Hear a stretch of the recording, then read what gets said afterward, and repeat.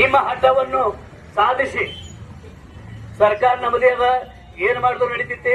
ಇವ್ರು ಮಳು ಕುರಿಗಳದ ಜನ, ಇವ್ರ ಜನ ನಾವ್ ಹೇಳದಂಗೆ ಕೇಳ್ತಾರ.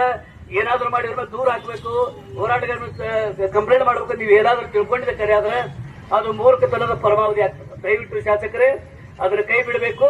ನೇರವಾಗಿ ಬಂದು ಭೇಟಿಯಾಗಿ ಇವರಿಗೆ ಒಂದು ಒಳ್ಳೆ ಸಂದೇಶ ಕೊಟ್ಟು ಪಟ್ಟಣದಲ್ಲಿ ನಾನು ಪ್ರಜಾಸೌಧ ಮಾಡ್ತೇನೆ ಅಂತೇಳಿ ನೀವು ಘೋಷಣೆ ಮಾಡಬೇಕು ಅಂತೇಳಿ ಮತ್ತೊಮ್ಮೆ ಕೇಳಿಕೊಂಡು, ಈ ಸಂದರ್ಭದಲ್ಲಿ ಜಿಲ್ಲಾ ಉಸ್ತುವಾರಿ ಸಚಿವರಾಗಿರ್ತಕ್ಕಂಥ ನಮ್ಮ MP ಪಾಟೀಲ್ ಸಾಹೇಬರಿಗೆ ವಿನಂತಿ ಮಾಡ್ತೀನಿ ನಾನು.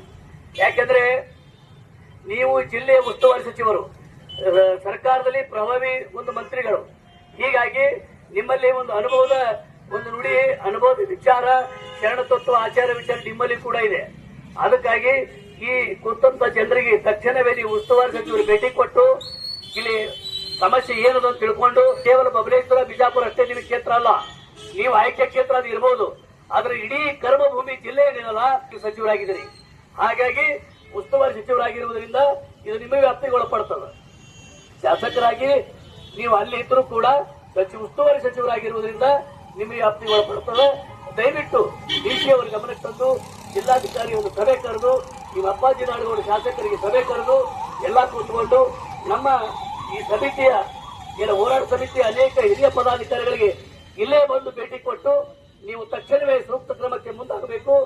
ಆ ಪ್ರಜಾಸೌಧ ದೂರ ಮಾಡತಕ್ಕಂತ ಕೆಲಸ ಬಿಟ್ಟು ಹತ್ತಿರದಲ್ಲಿ ಪಟ್ಟಣದಲ್ಲಿ ಮಾಡುವಂತ ಕೆಲಸಕ್ಕೆ ನೀವಾದರೂ ಕೂಡ ಮುಂದಾಗಬೇಕಂತೇಳಿ ಮತ್ತೊಂದು ನಿಮ್ಮೆಲ್ಲರೂ ಮನವಿ ಮಾಡಿ, ಮುಂದಿನ ದಿನಗಳಲ್ಲಿ ಇದೇ ಹೋರಾಟ ನೋಡಿ 59 ದಿನ, ಇದು 59 ದಿನ ಎಷ್ಟೊಂದು ಸಮಯ ಬೇಕಾಗಿಲ್ಲ ಅಂತ ನನಗೆ ಅನಿಸ್ತದ. ಇಷ್ಟೊಂದು ಸಮಯ ಬೇಕಾಗಿಲ್ಲ. ನಮ್ಮದು ವಿಶ್ವದರ್ಶನ ಪತ್ರಿಕೆಯಲ್ಲಿ ನಾವು ನಿರಂತರ ಭಾಗಗಳು ಬರ್ತಾ ಇದೆ. ನಮ್ಮ ವಿಜಯಕುಮಾರ್ ವರದಿಗಾರ ಕಂಟಿನ್ಯೂ ಆಗ್ತಾ ಇದ್ದಾರೆ. ನಾನು ಮೊನ್ನೆ ತಾನೇ ಕೇಳಿದೆ, ನಾನು ಹುಬ್ಳಿಗೆ ಬಂದಾಗ, ಏನಪ್ಪಾ ನಿಮ್ ಪ್ರಜಾಸೌಧ ಹೋರಾಟ ಇನ್ನು ಮುಂದೆ ಓಡ್ತಾ ಇದೆಯಲ್ಲ ಅಂತ. ಅವ್ರು ಅದೇ ಹೇಳಿದ್ರು, ಸರ್ ಏನ್ ಸರ್ ಸ್ಥಳೀಯ ಶಾಸಕರು ಸ್ಪಂದಿಸ್ತಾ ಇಲ್ಲ, ಉಸ್ತುವಾರಿ ಸಚಿವರು ಸ್ಪಂದಿಸ್ತಾ ಇಲ್ಲ, ಜನಪ್ರತಿನಿಧಿಗಳ ಬಗ್ಗೆ ಕಾಳಜಿ ಇಲ್ಲ ಅಂತ ಹೇಳಿ ನಮ್ಮ ಪತ್ರಕರ್ತರು ಕೂಡ ಹೇಳ್ಕೊಂಡವರು. ನಮ್ಗೆ ಬಹಳ ವಿಷಾದ ಅನಿಸ್ತು, ಏನಪ್ಪಾ ಜನಪ್ರತಿನಿಧಿ ಮಾನವೀಯತೆ ಇಲ್ಲ ಅಂತ ಹೇಳಿ. ಹೀಗಾಗಿ ಮತ್ತೊಮ್ಮೆ ನಿಮಗ ಬಹಳ ಒತ್ತಡ ಪೂರ್ವಕವಾಗಿ ನಾವು ಒತ್ತಡ ಹಾಕ್ತಾ ಇದೀವಿ. ನೀವೇನಾದರೂ ಇದಕ್ಕೆ ಹಿಂದೆಚ್ಚೆ ಇಟ್ಟು ನಿಮ್ಮ ಕಾಯಕ ಹಳೆ ಚಾಳಿ ಮನಿಮಂಜಲ್ಲ ಅಂತ ಹೇಳಿ ಅದೇ ಹಳೆ ಚಾಳಿ ಮುಂದುವರ್ಸ್ಕೊಂಡು ನೀವೇನಾದ್ರೂ ದೂರ ಮಟ್ಟದಲ್ಲಿ ಮಾಡೋದು ಪ್ರಯತ್ನ ಮಾಡಿದ ಕರೆ ಆದ್ರ ಕರ್ನಾಟಕ ರಾಜ್ಯದಲ್ಲಿ ವಿದ್ಯಾವಂತರ ವೇದಿಕೆ ನಮ್ಮದು, ಪ್ರಜ್ಞಾವಂತರ ವೇದಿಕೆ ನಮ್ಮದು. ನಾಡಿನಲ್ಲಿ ಒಳಿತಿಗಾಗಿ ಸೇವೆ ಮಾಡತಕ್ಕಂಥ ನಮ್ಮ ಪತ್ರಕರ್ತರ ಧ್ವನಿ ಸಂಘಟನೆ, ನಮ್ಮ ರಾಜ್ಯಾಧ್ಯಕ್ಷರಾಗಿರುವ ಬಂಗ್ಲೆ ಮಲ್ಲಿಕಾರ್ಜುನ್ ಅವರ ನೇತೃತ್ವದಲ್ಲಿ 3800 ಪತ್ರಕರ್ತರ ಜೊತೆಗೆ ನಿಮ್ಮ ಹೋರಾಟಕ್ಕೆ ನಾವು ಬೆಂಬಲ ಇರ್ತೀವಿ. ದೊಡ್ಡ ಮಟ್ಟದಲ್ಲಿ ಹೋರಾಟ ಮಾಡೋಣ. ಈ ಹೋರಾಟದ ಧ್ವನಿ ಹೀಗೆ ಇರಲಿ. ಅವರು ನಾಚಿಕೆಟ್ಟ ಅವ್ರು ಬರೋ ಮಟ್ಟ ನಾವು ನಾಚಿಕೆಟ್ಟ ಹೋರಾಟ ಮಾಡೋಣ. ನಾಚಿಕೆಟ್ಟ ಅವ್ರು ಇರ್ತದೆ, ನಾವು ನಾಚಿಕೆಟ್ಟ ಹೋರಾಟ ಮಾಡೋಣ. ಖುಲಾಸೆ ಇಲ್ಲ. ನಾವು ಯಾರ ವೈಯಕ್ತಿಕವಾಗಿ ಮಾಡ್ತಾ ಇಲ್ಲ, ಇನ್ನೊಬ್ಬರ ಹಿತಕ್ಕಾಗಿ ಮಾಡ್ತಾ ಇಲ್ಲ, ಇನ್ನೊಬ್ಬರ ಲಾಭಕ್ಕಾಗಿ ಮಾಡ್ತಾ ಇಲ್ಲ. ನಾಡಿನ ಈ ತಾಲೂಕಿನ ಬಡ ಜನತೆಯ ಪರವಾಗಿ ಬಡ ಜನರಿಗೆ ಮುಂದೆ ಒಳ್ಳೇದಾಗ್ಲಿ, ಬಡ ಜನರಿಗೆ ತೊಂದರೆ ಆಗಬಾರ್ದು ಅನ್ನೋ ಉದ್ದೇಶದಿಂದ ಪ್ರಜಾಸೌಧ ನಮ್ಮ ಸ್ಥಿತಿಯಲ್ಲಿ ಇರಬೇಕಂತ ಕೇಳ್ತಾ ಇದ್ದೀವಿ. ಅದಕ್ಕಾಗಿ ಈ ಕೂಡಲೇ ಸ್ಥಳೀಯ ಜಿಲ್ಲೆಯ ಉಸ್ತುವಾರಿ ಸಚಿವರು MP ಪಾಟೀಲ್ ಸಾಹೇಬರು ಮತ್ತು ನಮ್ಮ ಶಾಸಕರಾಗಿರುವ ಅಪ್ಪಾಜಿ ನಾಡಗೌಡ ಅವರು ಈ ಕೂಡಲೇ ಬಂದು ನಮ್ಮ ವೇದಿಕೆ ಎಲ್ಲ ಪದಾಧಿಕಾರಿಗಳಿಗೆ ಇಲ್ಲಿ ಭೇಟಿಯಾಗಿ, ಹೋರಾಟ ಸಮಿತಿಯವರಿಗೆ ಭೇಟಿಯಾಗಿ ಸಮಸ್ಯೆಯನ್ನು ತಿಳ್ಕೊಂಡು ತಕ್ಷಣಕ್ಕೆ ನೀವು ದೂರ ಮಾಡತಕ್ಕಂತ ಅದೇನು ಪ್ರಜಾಸೌಧ ಇದೆಯಲ್ಲ 4.5 ಕಿಲೋಮೀಟರ್ ದೂರದಲ್ಲಿ ಅದನ್ನು ಕೈ ಬಿಟ್ಟು ಮತ್ತೊಮ್ಮೆ ಹೇಳುತ್ತಾ ಸ್ಥಳೀಯ ಪಟ್ಟಣದಲ್ಲಿ ಮಾಡಿ ಅಂತ ಹೇಳಿ ಒತ್ತಾಯ ಮಾಡಿ ನಿಮಗೆ ಮನವಿ ಮಾಡಿ ನಮ್ಮೆಲ್ಲ ಪದಾಧಿಕಾರಿಗಳಿಗೆ ಮತ್ತು ಬಂದಂತ ನಮ್ಮ ಪತ್ರಕರ್ತರ ಮಿತ್ರರಿಗೂ ಹಾಗೂ ಇವತ್ತಿನ ಈ ಹೋರಾಟದಲ್ಲಿ ಏನು ನಿರಂತರ 59 ದಿನಗಳಲ್ಲಿ ಏನು ಕುತ್ಕೊಂಡಿದ್ದಾರೆ ಸತ್ಯಾಗ್ರಹಕ್ಕೆ, ಅವರ ಸತ್ಯಾಗ್ರಹ ಮಾಡತಕ್ಕಂಥ ಎಲ್ಲರಿಗೂ ಕೂಡ ನಾನು ತುಂಬ ಅಭಿನಂದನೆ ಸಲ್ಲಿಸಿ, ನಮಗೆ ಇವತ್ತು ಇಲ್ಲಿ ಬರಲಿಕ್ಕೆ ಅವಕಾಶ ಮಾಡಿಕೊಟ್ಟು, ಮಾತಾಡಲಿಕ್ಕೆ ಅವಕಾಶ ಕೊಟ್ಟು, ಈ ಹೋರಾಟದಲ್ಲಿ ನಿರಂತರ ನಿಮ್ಮಿಂದ ನಾವು ಇರ್ತೀವಿ ಅಂತ ಮತ್ತೊಮ್ಮೆ ಹೇಳುತ್ತಾ ನನ್ನ 2 ಮಾತುಗಳಿಗೆ ವಿರಾಮ ನೀಡ್ತಾ ಇದ್ದೀನಿ. ಜೈ ಸಿದ್ದಾರೂಢ. ಎಲ್ಲ ಬುದ್ಧಿಜೀವಿಗಳಿಗೆ ಅವರ ಪಾದಕ್ಕೆ ಶರಣಾರ್ಥಿ ಎನ್ನುತ್ತಾ ಹಾಗೂ ಬೆಂಗಳೂರಿನಿಂದ ರಾಜ್ಯದ ರಾಜಧಾನಿ ಬೆಂಗಳೂರಿನಿಂದ ನಮ್ಮ ಕಾನಿಪ ಧ್ವನಿ ಸಂಘಟನೆಯ ರಾಜ್ಯಾಧ್ಯಕ್ಷರಾದಂಥ ಮಲ್ಲಿಕಾರ್ಜುನ್ ಬಂಗ್ಲೆ ಅವರು ಸಾಹೇಬ್ರೆ ಹಾಗೂ ನಮ್ಮ ರಾಜ್ಯದ ಧ್ವನಿ ಸಂಘಟನೆಯ ಉಪಾಧ್ಯಕ್ಷರಾದಂಥ ಎಸ್ ಪಾಟೀಲ್ ಸರ್ರೆ ಹಾಗೂ ವೇದಿಕೆ ಮೇಲೆ ಆಸನರಾಗಿದ್ದ ಎಲ್ಲ ನಮ್ಮ ಹೋರಾಟ ಸಮಿತಿಯ ಪದಾಧಿಕಾರಿಗಳೇ, ನಾನಿವತ್ತು ಹೇಳ್ತಾರೆ ಹೋರಾಟದ ಕಿಚ್ಚನ್ನು ಹಚ್ಚುವಾಗ ಯಾಕ್ರಪ್ಪ ಹೋರಾಟಕ್ಕೆ ಕಿಚ್ಚ ಹಚ್ಚಾಗತ್ತೀನಿ? ಮಾನ್ಯ ಶಾಸಕರನ್ನು ವಿನಂತಿ ಮಾಡ್ಕೊಳ್ತೀನಿ, ನೀವು ಆರಿಸಿ ಬರಬೇಕಾದ್ರೆ ನಮ್ಮಿಂದ ತಾಳಿಕೋಟೆಯ ಜನರಿಂದ, ತಾಳಿಕೋಟೆ ಜನರಿಗೆ ಇಷ್ಟೊಂದು ಯಾಕೆ ತ್ರಾಸ ಕೊಡ್ತಾ ಇದ್ದೀರಿ ಅಪ್ಪಾಜಿನಾಡುಗಳವರೇ? ನೋಡಿ, ಓಟ್ ತಗೋಬೇಕಾದ್ರೆ ಒಂದು ಚೌಡ್ಯ ಕೂತು ರಾತ್ರಿ ಹಗಲೆಲ್ಲ ನಮ್ಮನ್ನ ಪುಡ್ಯಾಗ ಹಾಕೊಂಡು ಓಟ್ ಹಾಕಿ ಗೆದ್ದಿ ಬರ್ತೀರಿ. MLA ಸಾಹೇಬ್ರೆ, ಇವತ್ತು ನಮ್ಮ ಹೋರಾಟಗಾರರು 59 ದಿನಗಳಿಂದ ಇಲ್ಲಿ ಬಸವೇಶ್ವರ ವೃತ್ತದಲ್ಲಿ ಟೆಂಟ್ ಅನ್ನು ಹಾಕಿ ಕೂತಿರುವುದು ನೀವು ಕುಂಭಕರ್ಣನ ನಿದ್ದೆಯಲ್ಲಿ ಕೂತಿದ್ದೀರಾ.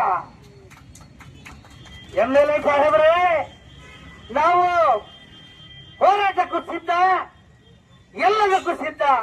ನಾನು ಡಾಕ್ಟರ್ ಚಂದೂಜ್ ಯಾದವ್, ನನಗೆ 57 ವಯಸ್ಸ. ಈ ಹೋರಾಟದ ಕಡಿಯಲ್ಲಿ ಬೆಂದು ಬೆಳೆದು 4 ಸಲ ಜೈಲಿಗೆ ಹೋಗ್ವಿ. ಬೇಕಾದ್ರೆ ಬಿಜಾಪುರದಿಂದ ಯಾವುದೋ ದನಿ ಸಂಘಟನೆಯಿಂದ ಬಂದಂತ ನನ್ನ ಮೇಲೆ ಕೇಸ್ ಮಾಡಿ. ನಾವಿಗಾಗಿ ಮಾತಾಡ್ತಾ ಇರೋದು, ನಾವು ಬಂದಿರೋದು ಪ್ರಜೆಗಳಿಗಾಗಿ. ಇಲ್ಲೇ ಬಸವೇಶ್ವರ ಸರ್ಕಲ್ ಹತ್ರ ಸಾಕಷ್ಟು ಸರ್ಕಾರಿ ಜಮೀನುಗಳದಾವ, ಸಾಕಷ್ಟು ಸರ್ಕಾರಿ ಆಫೀಸ್ಗಳದಾವ. ಅಲ್ಲೇ ಕೊಡಿ, ಅಲ್ಲೇ ಕೊಡಿಸಿ. ಇನ್ನು ನೀವು ಸದಾ ಶಾಸಕರಾಗಿ ಮುಂದುವರಿತಾ ಇದ್ರಿ, ಇನ್ನು ಮಂತ್ರಿಯಾಗಿನೂ ಮುಂದುವರಿಬಹುದು. ಬನ್ನಿ, ಈ ನಮ್ಮ ಹೋರಾಟಗಾರರು 59 ಏನು ಇಂಥ ಸುಡು ಬಿಸಿಲಲ್ಲಿ ಕಾಯ್ತಾ ಇದ್ದಾರೆ.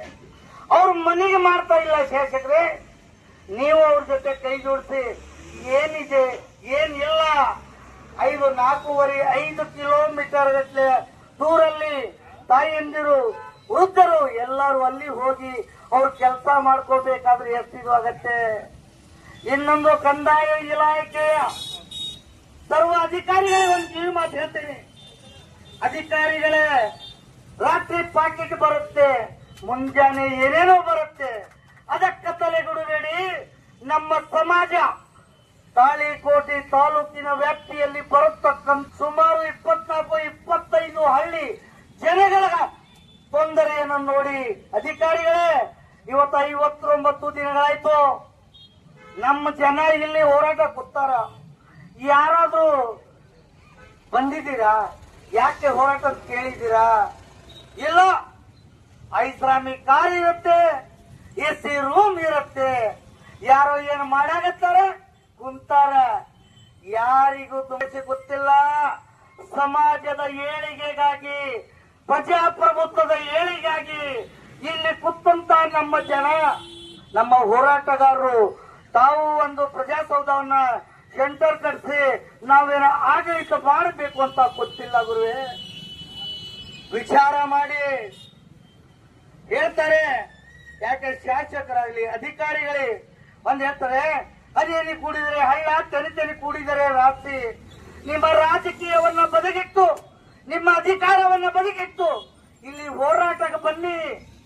ನಮ್ಮ ಜನರಿಗೆ ಮಾಡಿ ನಾವೆಲ್ಲರ ಕೂಡಿ ವಿಧಾನಸೌಧದಾಗ ಈ ದನಿ ಎತ್ತಿ ಇಲ್ಲಿ ತಾಳಿಕೋಟೆ ಪಟ್ಟಣದ ಮಧ್ಯಭಾಗದಲ್ಲಿ ಪ್ರಜಾಸೌಧ ಮಾಡ್ತೀವಿ ಅಂತೇಳಿ ನಮ್ಮ ಜನರಿಗೆ ಸ್ವಂತನ ಹೇಳಿ ಗುರುವೆ.